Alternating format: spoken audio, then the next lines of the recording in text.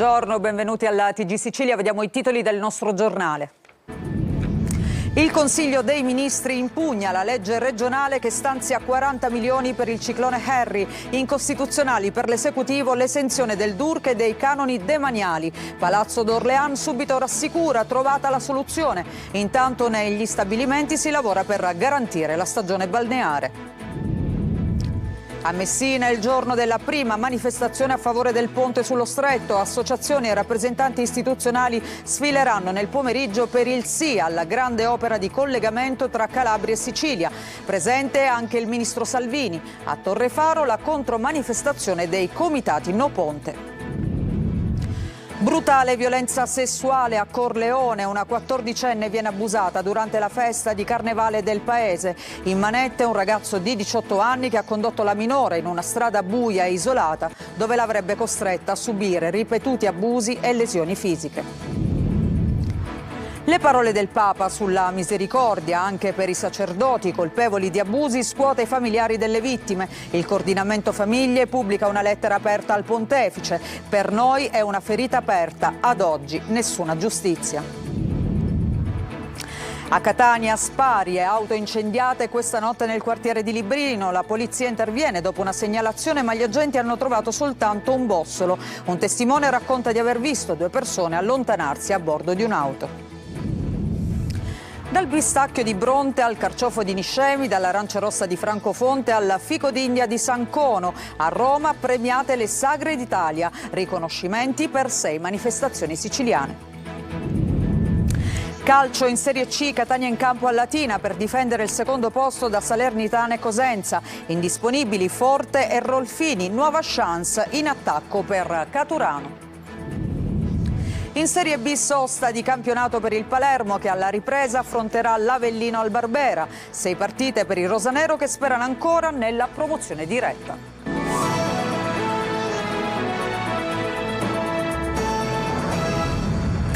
Bentrovati. Il governo durante il Consiglio dei Ministri di ieri ha impugnato la legge regionale che stanzia i fondi per il ciclone Harry. Incostituzionali per l'esecutivo l'esenzione del DURC e dei canoni demaniali. Nessun rischio per i contributi alle imprese danneggiate, rassicura Palazzo d'Orléans che dice è già stata trovata una soluzione. Ma sentiamo il servizio di Manlio Viola. Solo un'impugnativa tecnica dovuta ad un errore nella formulazione della legge regionale siciliana, ma i contributi erogati e quelli in fase di erogazione ai danneggiati dal ciclone Harry non sono a rischio. Arrivano rassicurazioni da Palazzo d'Orléans dopo che ieri sera il Consiglio dei Ministri ha impugnato la legge regionale che eroga oltre 40 milioni di aiuti e dispone la sospensione del pagamento dei canoni demaniali. Secondo l'impugnativa, la legge approvata dall'ARS avrebbe al suo interno 2 errori giuridici che rendono i contributi non erogabili. Il primo riguarderebbe l'esenzione dal DURC, ovvero il documento unico di regolarità contributiva. Attualmente le imprese ricevono i ristori senza dover dimostrare di essere in regola con tasse e contributi. La seconda sarebbe l'esenzione dal pagamento del canone demaniale per i concessionari dei lidi. Molti di questi contributi sono già stati erogati, mentre di recente il bando è stato riaperto per erogarne altri. Inevitabile la preoccupazione dei beneficiari che temono di dover restituire somme già spese di fatto. Ma da Palazzo d'Orléans arrivano immediate rassicurazioni. L'impugnativa è soltanto tecnica e non viene dal Ministero dell'Economia. Il rilievo è stato formulato dal Ministero del Lavoro e delle Politiche Sociali nell'ambito delle proprie competenze in materia previdenziale e di tutela della concorrenza, ma lo stesso Ministero, a seguito di interlocuzione con Palazzo d'Orléans, si è comunque impegnato a inserire nel decreto legge aiuti, attualmente in fase di conversione in Parlamento, una specifica deroga sul DURC, salando dunque tutte le posizioni. La competenza di questa deroga infatti è in capo allo Stato e non può farlo alla Regione. La deroga stessa riguarderà tutte le regioni maggiormente colpite dagli eventi calamitosi, quindi non solo la Sicilia, ma anche Calabria e Sardegna. E intanto con le nostre telecamere siamo andati alla playa di Catania, dove si lavora per garantire, nonostante tutto, la stagione balneare. Sentiamo Tonino De Mano. Dove la trascorrerà la stagione estiva? Playa, rigorosamente playa. Questa signora è più che convinta, trascorrerà la sua estate alla playa. Le ferite del ciclone Harry si stanno rimarginando e la voglia d'estate spazza ogni tipo di incertezza, con l'aumento dei carburanti e i venti di guerra in Medio Oriente che potrebbero essere fedeli alleati. In molti punteranno sul Mare Nostrum e poco importa se all'orizzonte sono previsti aumenti dai 50 ai 100 euro per abbonamento stagionale alle cabine. Rincari fisiologici per i balneari legati agli aggiornamenti Istat è un altro aspetto, come spiega il presidente del SIB Ragusa. Un altro aspetto che contribuisce a questi piccoli aumenti è il fatto che quest'anno la stagione balneare sarà un po' più lunga di quella dell'anno precedente. Si lavora senza sosta alla playa e i primi ristori sono serviti per fare ripartire la macchina organizzativa, anche se nelle ultime ore il Consiglio dei Ministri aveva rimesso tutto in discussione impugnando la legge regionale sui ristori. La Regione ci ha rassicurati sul fatto che probabilmente verrà superato dal governo stesso questo aspetto. Voi come azienda quanto avete ricevuto e cosa avete fatto?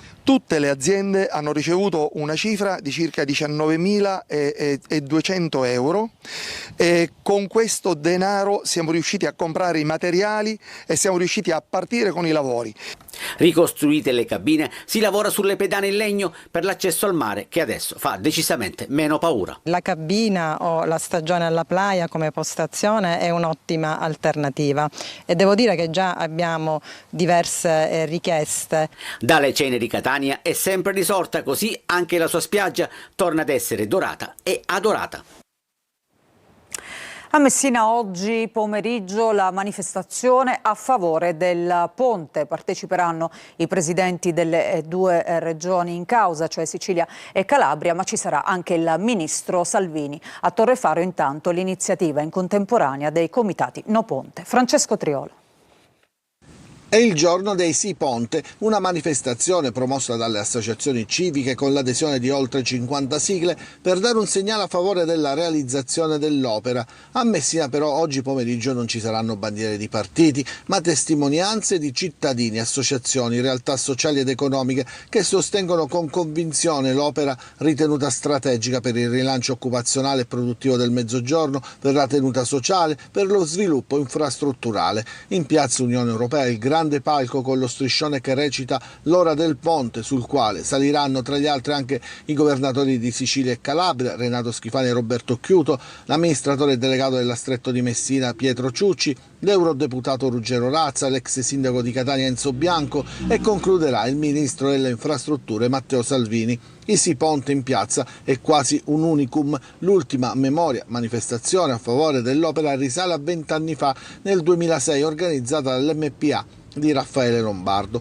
Allora era stata vista come una debolezza dopo la caduta del governo Berlusconi. Stessa cosa la ritengono oggi i comitati No Ponte dopo l'iter arenato per le prescrizioni della Corte dei Conti.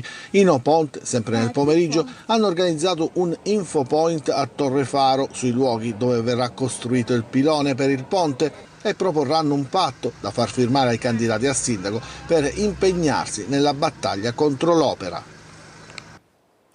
E del ponte si parlerà oggi nel punto su Telecolor con collegamenti in diretta dalla manifestazione di Messina. Tra i temi anche le ripercussioni del referendum sulla politica regionale. Tra gli ospiti l'amministratore delegato della società Stretto di Messina Pietro Ciucci, il leader del Movimento 5 Stelle Giuseppe Conte, Francesca Pascale, ex compagna di Silvio Berlusconi, e Nicola D'Agostino, deputato regionale di Forza Italia. Il programma andrà in onda eccezionalmente alle 17 su Telecolor, subito dopo Diretta Stadio, domani invece come sempre alle 14 su Antenna Sicilia.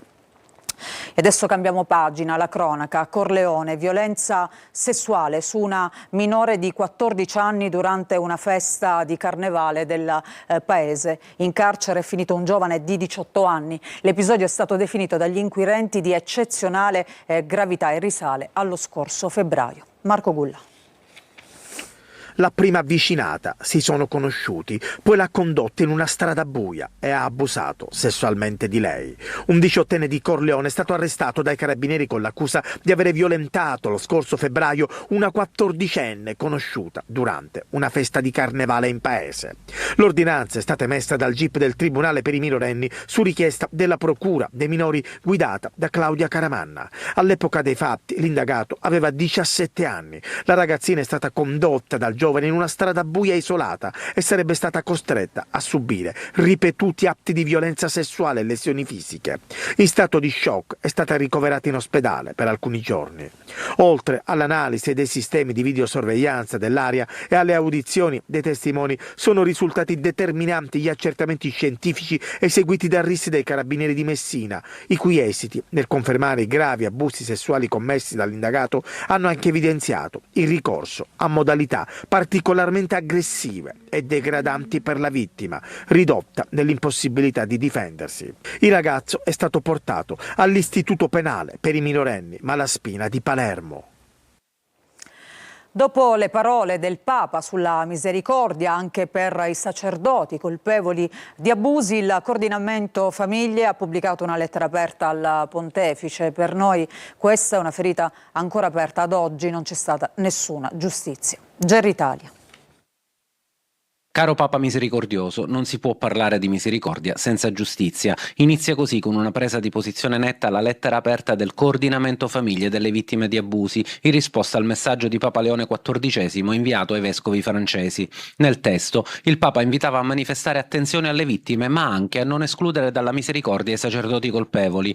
Parole che, per chi ha denunciato abusi, riaprono una ferita mai chiusa. La lettera, firmata da madri e padri, parla di anni di silenzi e di una Chiesa che dopo le denunce ha abbandonato le famiglie, un'accusa pesante che si inserisce in una lunga scia di casi emersi negli ultimi decenni. Tra i nomi citati quello di Don Giuseppe Rugolo, ex sacerdote già condannato per violenza sessuale. A firmare la lettera infatti c'è anche Rita, la mamma di Antonio, vittima di Rugolo, che in questi anni ha accompagnato il figlio nella lunga battaglia giudiziaria. Le parole di Papa Leone XIV per l'ennesima volta riaprono le ferite ai ragazzini che sono stati abusati e alle famiglie. Pensavamo che con l'elezione del nuovo Papa la Chiesa cambiasse rotta, invece è dai tempi di Ratzinger, se non prima, che gli abusi dei preti pedofili vengono coperti e insabbiati. Chiedere misericordia per persone che commettono crimini orribili nei confronti di anime innocenti non si può tollerare. Secondo il coordinamento, l'appello di Papa Leone è solo la punta di un sistema che per anni avrebbe gestito i casi al suo interno, evitando l'esposizione pubblica.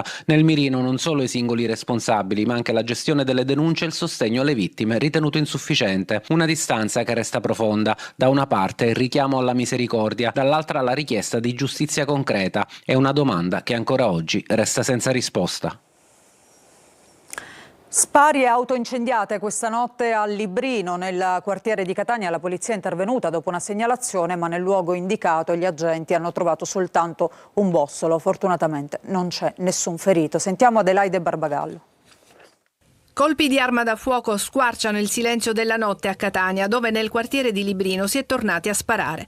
Gli agenti della polizia sono intervenuti alle 2:30 per la segnalazione di colpi di arma da fuoco in via Calliope, zona cimitero, pervenuta da un testimone che ha raccontato di aver sentito degli spari e visto due persone allontanarsi a bordo di un'auto.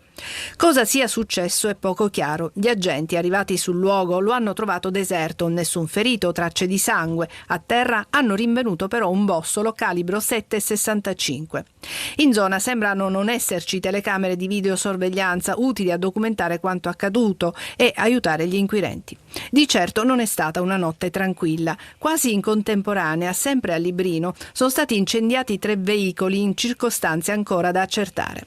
Non è la prima volta che nel quartiere, noto per i suoi palazzoni, lunghi e larghi viali, il verde incolto e i frequenti blitz delle forze dell'ordine a scovare armi, droghe e spacciatori, si spara. Poco più di 2 settimane fa, in viale Bummacaro, è stato ferito con un colpo di arma da fuoco al polpaccio un ragazzo di 19 anni.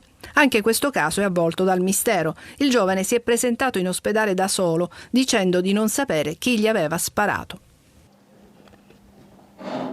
È stata aggredita nei giorni scorsi all'interno di un locale notturno di Enna. Secondo una prima ricostruzione, ancora al vaglio della polizia, un ragazzo l'avrebbe colpita con un pugno al petto, facendola crollare a terra. A soccorrerla in un primo momento sono stati alcuni amici che erano presenti sul posto. La vittima ha sporto denuncia e le indagini si sono concentrate su un giovane residente a Piazza Armerina. Stop ai concorsi riservati ai medici abortisti. La Corte Costituzionale ha bocciato l'articolo della legge regionale che li introduceva. Sentiamo. Stop ai concorsi per assumere medici abortisti in Sicilia. La Corte Costituzionale ha dichiarato illegittima la norma della Regione approvata a giugno del 2025 tesa a bandire concorsi per assumere solo medici che si dichiarino non obiettori di coscienza. Lo scopo della legge era reperire personale che pratichi l'interruzione di gravidanza volontaria prevista dalla legge 194 sull'aborto. In Sicilia 5 medici su 6 non lo fanno perché obiettori di coscienza. A Trapani, ad esempio, non esiste neanche una struttura pubblica che pratichi l'interruzione di gravidanza. Per la Corte Costituzionale però la norma è illegittima perché viola il diritto alla parità fra i partecipanti al concorso e non si può porre una questione etico-morale quale requisito in uno Stato democratico che tutela i principi morali del singolo. Inoltre, anche se assunti con questa clausola, i medici potrebbero dichiararsi obiettori di coscienza il giorno dopo l'entrata in servizio, senza conseguenze perché la legge dice chiaramente che non può esserci una discriminazione su principi etico-morali. Infine, la Corte indica anche la soluzione già presente nelle normative esistenti. Il Servizio Sanitario Regionale può attivare convenzioni con professionisti esterni e introdurre rapporti di lavoro parasubordinati finalizzati al singolo scopo, in questo caso l'aborto, una soluzione che era praticabile anche prima senza ricorrere a una legge palesemente incostituzionale. È iniziata questa mattina alle 11.30 la vendita online dei biglietti del Sicilia Express, il treno speciale promosso dalla Regione Siciliana in collaborazione con Ferrovie dello Stato, Treni Turistici Italiani, per favorire il rientro dei siciliani residenti al nord in occasione del periodo festivo pasquale. Treni disponibili il 2 aprile da Torino Portanuova fino a Siracusa e Palermo. Il ritorno è previsto per il 7 aprile. Prezzi a partire da €29,90 secondo la tipologia dei posti. Il treno accoglierà in tutto 500 persone. E adesso cambiamo ancora argomento, dal pistacchio di Bronte al carciofo di Niscemi, dall'arancia rossa di Francofonte al figo d'India di Sancono. A Roma sono state premiate le sagre d'Italia nell'ambito del circuito delle Proloco. 6 sono siciliane. Orazio Longo. Un progetto che tutela tradizioni, identità locali e promozione dei territori. 15 le regioni coinvolte, 44 i nuovi riconoscimenti per il marchio di sagra di qualità, 21 premi, evento di qualità e 3 menzioni speciali. Più di 1000 tra volontari, presidenti di Proloco e sindaci hanno partecipato all'evento organizzato all'Ergife Palace Hotel di Roma con la cerimonia conclusiva che si è svolta al Senato, le targhe assegnate dall'UNPLI, l'Unione Nazionale delle Proloco d'Italia. Attraverso le nostre 20.000 sagre riusciamo a gestire oltre 50 milioni di visitatori e vogliamo che siano sempre coccolati e trattati con il massimo della precisione. Quest'anno riconosciamo 68 tra eventi e sagre, arriviamo a 190 sagre registrate e 34 eventi. In Sicilia sono state riconosciute la sagra dell'arancia rossa di Francofonte, la sagra del pistacchio di Bronte, quella della ricotta e della provola de Nebro di Ammaniace, la sagra del fico d'India di Sancono e quella del fico d'India dell'Etnadoppo di Belpasso. Infine la sagra del carciofo violetto di Niscemi. Un riconoscimento del lavoro fatto in 43 anni per la nostra sagra del carciofo violetto, chiaramente in un momento particolarmente drammatico, ha un duplice significato, che è quello di continuare a crederci e dover rialzarci. 527.000 i volontari impegnati nella tutela e valorizzazione del patrimonio culturale del paese nell'ambito dell'UNPLI, che dal 1962 raccoglie 6.400 proloco in Italia e oltre 1 milione di soci. Adesso il cinema indipendente, vi presentiamo un film, L'Infiltrato, un thriller avvincente ambientato in una Sicilia segnata da dinamiche criminali radicate e difficili da scardinare. Ce lo presenta Eva Spampinato. Santozzi? No. Gabriele è un agente sotto copertura deciso a smantellare l'impero criminale di Salvatore Russo, detto il Serpente, spietato boss che domina il territorio siciliano attraverso traffici illeciti e pizzo. Da oggi in poi sei Marco Rinaldi. Gabriele è l'infiltrato, nome del nuovo thriller del giovane regista siciliano Fabio Vario. Attraverso appunto la sua storia ho voluto fotografare uno spaccato realistico di una realtà complessa. Girato tra Bonagia, Custonaci e Valderice con un cast quasi del tutto siciliano, il film indipendente porta sullo schermo suspense, inganno e giustizia, affrontando temi attuali come lo spaccio giovanile e le pressioni dei sistemi corrotti. Infiltrato, appunto, volevo mostrare non solo il lato oscuro di queste dinamiche, ma anche il coraggio e la determinazione di chi decide di opporsi o resistere, di lottare per la giustizia. Dopo il debutto al Cinema Golden di Marsala, il film arriva al Cinema Royal di Trapani, con proiezioni anche stasera e domani alle 21. Ci fermiamo per una breve pausa, ritorniamo tra poco con un'ampia pagina dedicata al calcio. Vi aspetto.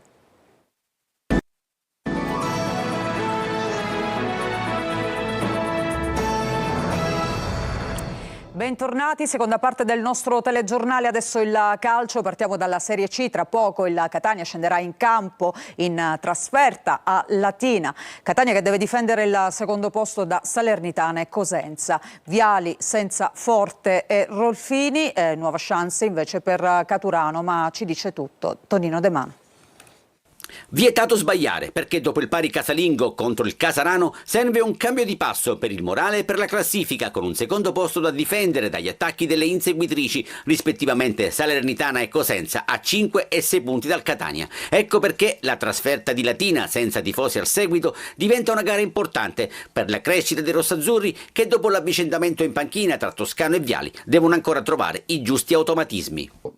Per accelerare un pochino gli automatismi o le situazioni che possiamo che dobbiamo assolutamente fare meglio Latina. L'ex tecnico della Reggiana ha avuto una settimana di lavoro in più con la squadra e ha pesato la prestazione dei suoi giocatori contro il Casarano. Meccanismi da velocizzare anche per dare imprevedibilità alla manovra offensiva, che sarà affidata ancora una volta a Caturano, a cui potrebbe essere affiancato Lunetta, out Forte e Rolfini. Dicevamo, la trasferta laziale vietata ai residenti in Sicilia, ed allora scende in campo la squadra di Diretta Stadio. Collegamenti su Telecolor dal Francioni di Latina a partire dalle 13:30 con le ultimissime, la partita in esclusiva ed in chiaro, ed un lungo post con le interviste ai protagonisti. Calcio d'inizio alle 14:30, dirige Domenico Mirabella della sezione di Napoli. Doppia trasferta pugliese invece per Siracusa e Trapani, azzurri impegnati ad Altamura, Granata invece a Foggia. Sergio Colosi. 5 finali prima della sentenza. L'obiettivo è vincere più partite possibili per centrare i play-out. Siracusa e Trapani viaggiano in direzione Puglia, ma con destinazioni diverse: azzurri ad Altamura, Granata a Foggia. La squadra di Turati, dopo la seconda penalizzazione, è ultima con 22 punti e, trovata la continuità al De Simone, cerca la svolta anche in trasferta. Altamura è virtualmente salvo e senza lo squalificato Curcio è ancora in corsa per i play-off, ma ha perso 5 degli ultimi 7 incontri. Problemi fisici per Arditi, autore di 2 gol pesanti nelle vittorie contro Picerno e Giuliano. Spareggio salvezza per il Trapani allo Zaccheria di Foggia, contro un avversario che non vince dal 18 gennaio, 2-1 al Giuliano, e nell'ultimo turno, con il pareggio senza reti di Cava dei Tirreni, ha interrotto una serie negativa di 10 KO consecutivi. In attesa dell'ennesima penalizzazione prevista martedì prossimo, i Granata, terzultimi con 27 punti, vorrebbero rimanere in scia di chi li precede in classifica. Satanelli senza Garofalo, con pazienza in panchina dopo gli addii di Delio Rossi, Barillari e Cangelosi. Aronica proporrà Stauciuk in avanti, confermati Balla e Matos. E adesso la Serie B, il Palermo approfitta della sosta in campionato per ricaricare le pile. Rosanero che alla ripresa affronteranno l'Avellino al Barbera. 6 le partite alla conclusione del campionato e Palermo che spera e sogna ancora la promozione diretta. È un sabato di sosta per il Palermo che, approfittando degli impegni delle nazionali e della pausa in campionato, fa il pieno di carburante in vista delle prossime giornate di Serie B. 6 finali le ha etichettate così il tecnico rosanero Pippo Inzaghi, le ultime 6 partite di campionato. 6 gare che possono riscrivere la storia del torneo, con il Palermo che ancora sogna e insegue la promozione diretta. Frosinone e Monza, appaiate al secondo posto, distano 4 punti, non tanti ma nemmeno pochi, considerato il trend di entrambe le formazioni. formazioni. Se i rosanero vorranno tagliare il traguardo prima di loro due, dovranno quindi accelerare al massimo. La prima sfida sarà quella di Pasqua. Al Barbera arriva l'Avellino apparentemente sereno in classifica. Una gara però da non sottovalutare, anche perché potrebbe rilanciare definitivamente le ambizioni dei siciliani, che poi, giorno 10, giocheranno il match più importante della stagione, ovvero quello sul campo del Frosinone. Il 18 aprile rosanero al Barbera contro il Cesena. Il 25 sfida invece a Reggio Emilia, Palermo che chiuderà le gare casalinghe l'1 maggio contro il Catanzaro, poi giorno 8 ultimo capitolo della regular season a Venezia. La preparazione dalla prossima settimana inizierà ad incalzarsi in attesa dei nazionali e soprattutto di Joel Poyampalo, che non perde il vizio del gol. Con la sua Finlandia ha segnato il gol decisivo in amichevole contro la Nuova Zelanda. Era il nostro ultimo servizio. Prima di lasciarvi vi ricordo che questa notte torna l'ora legale, le lancette si sposteranno in avanti di un'ora dalle 2 alle 3 di notte, un'ora di sonno in meno ma giornate più lunghe fino ad ottobre, benefici ancora concreti sul fronte energetico anche se ridotti rispetto al passato, mentre resta aperto il dibattito europeo sull'abolizione del cambio stagionale. Attenzione agli effetti sul sonno e ai piccoli disagi iniziali. Per adattarsi meglio serviranno gradualità e buone abitudini. Noi ci fermiamo, grazie per averci seguito, vi auguro un buon proseguimento di giornata e vi ricordo che il TG Sicilia ritorna questa sera alle 20.